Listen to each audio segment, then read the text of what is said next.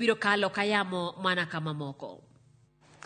Mopogore gi wach majno en e gino mabende nenore ni biro medo liet mar siasa e pacho ka. Ogai mar Azimio Raila Odinga lieko ni jatend piny William Ruto chano gwelo jakom machon mar IEBC Wafula Chebukati kaka ogai mar bad migawo mar doho motelo ne yiero maduong' mar higa 2027.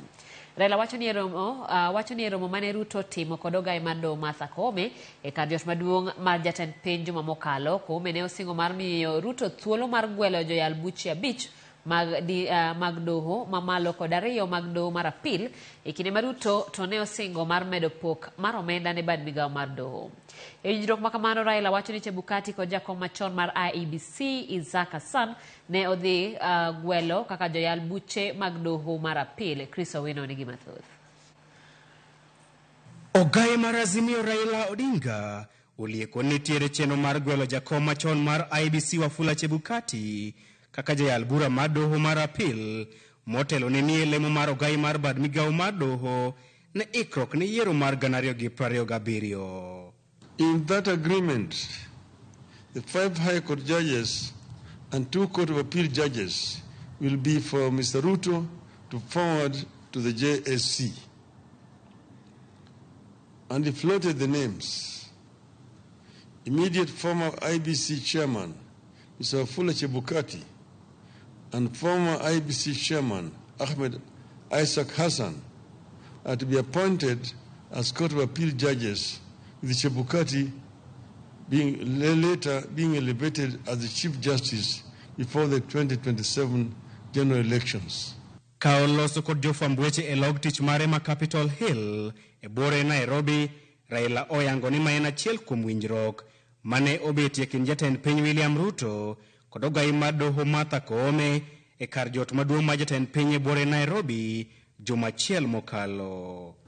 We can now confirm that there exists an elaborate plan that will allow Mr. Ruto to appoint friendly judges to the judiciary with the complete concurrence of Chief Justice Koome. This was among the issues discussed and agreed on during the ill-advised meeting between Ruto and Koome at State House.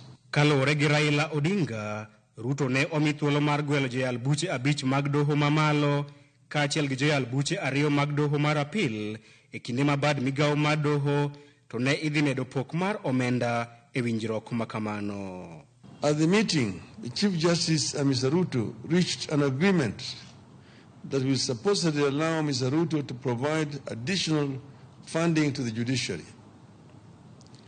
In return for this additional funding, Justice Koome is to advertise vacancies for 5 additional High Court judges and 11 Court of Appeal judges. Jakom machon mar IBC Isaac Hassan bende ne idhi gwelo ka jayal buche mar doho mar apil e mano mar Raila Odinga wacho ni en chenro mar William Ruto mar ng'wano doho mamalo kaachiel kod doho mar apil bang' mako mafuanda doho mamalo mogik.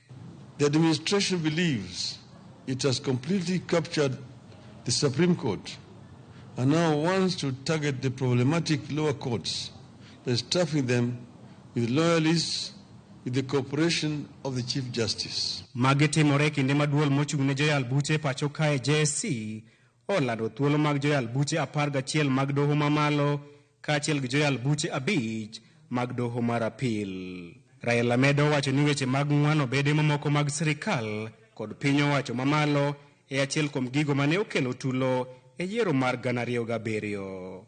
The capture of the judiciary of all institutions, the beginning of a steady descent into anarchy.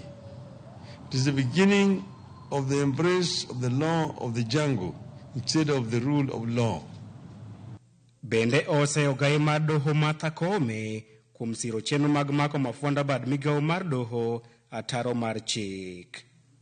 Raila ohum nono ewi gimomiyo Martha Koome ne odhi kwayo Ruto omenda kar chwalo kwayo makamano ne od bura ma ema nigi teko mar pogo migepe mag sirikal omenda kaluwore kod chik.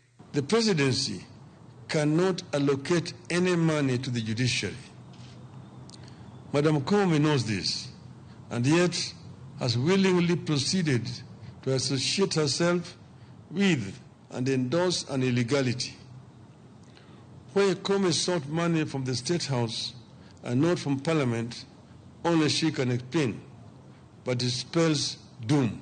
Romo mar Ruto kod Martha Koome ne oyudo seyo mapek kowuok kuom riwruok mar okinde pacho kae LSK, moko kuom josiasa kaachiel kod jopiny. Ruto kata kamano ne oramo ni romo ma kamano ne en mar bilo wach e wi okenge mag nywako ne lweny mar kedo gi mibadhi e pacho kae e migepe duto mag sirikal.